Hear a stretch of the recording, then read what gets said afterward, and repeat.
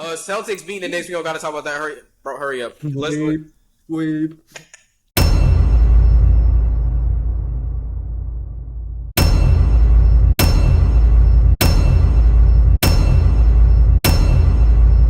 Real quick before we wrap up, Daniel Robles, it's your turn for the heater again.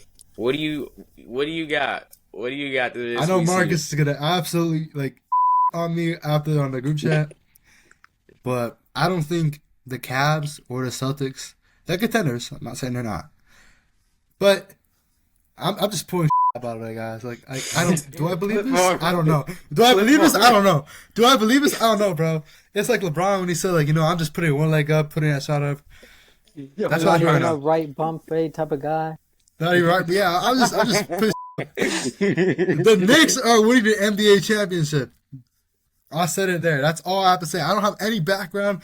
I'm just gonna pull. I'm pulling up nothing. You lost him. I'm pulling up. You lost him. I'm pulling up Take was so nothing. bad. His internet's gone. 1.3 seconds. I'm out.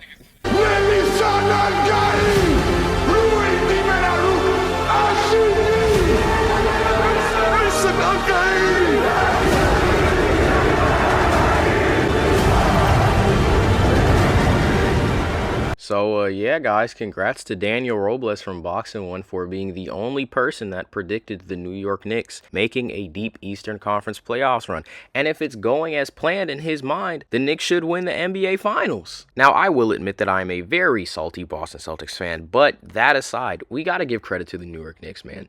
The New York Knicks were going to win the game that Jason Tatum unfortunately tore his Achilles, or at least were en route to winning. They were up at the time that Tatum went out, 3:08 left to go in the fourth quarter. They figured Boston out. And in hindsight, when looking at how this New York Knicks team was constructed, they were literally constructed to beat the Boston Celtics. You get Mikal Bridges, you get OG Anunoby, all great perimeter defenders. You get Cat, Brunson, Hart. You get guys that can space out the floor, that can defend, that can shoot. You've got Robinson and Cat, which is a much better front court than Porzingis and Horford. One is old, the other one can't stay healthy. Wishing best for both of those guys going forward, but still, Boston has a lot to retool. But it's not about the Boston Celtics today. Today is about celebrating the New York Knicks, and it really hurts to say celebrating, but celebrating the New York Knicks, making the Eastern Conference Finals. You've got an amazing matchup between the Pacers and the Knicks starting on Wednesday night. But this New York team did something that nobody really saw coming, and that was outgrind and outplay the Boston Celtics consistently over the course of a 7-game series. You're down 20 back-to-back times on the road. To do that twice, to come back twice when you're down 20 on the road against the defending champions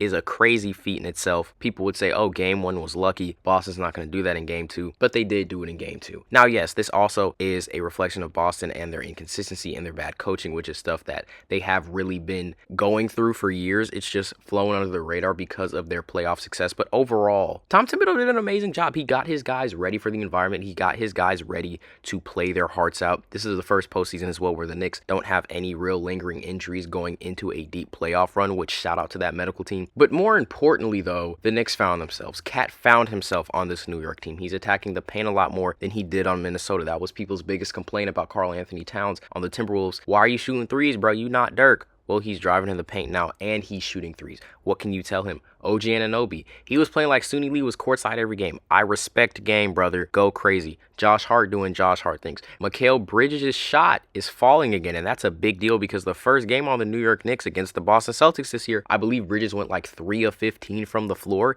He was out there doing cardio. He found his rhythm. Jalen Brunson is one of the smartest masterminds in the NBA in terms of getting to his spots and getting to the foul line. One of the best, if not the best in the NBA currently. Clutch player of the year for a reason. Just hats off to the New York Knicks. I didn't want to give them this much credit going into the series, but this was a very scary team in terms of the depth and in terms of the size and the length. Pause if needed. But yes, in terms of the size and the length this team had defensively and offensively, they could space out the floor in numerous ways, and they wanted it, man. They punched Boston in the mouth early in Game 6, and they just did not let go. Let's talk about this Indiana series, though. The Indiana Pacers are 1-3, I believe, this year against the New York Knicks.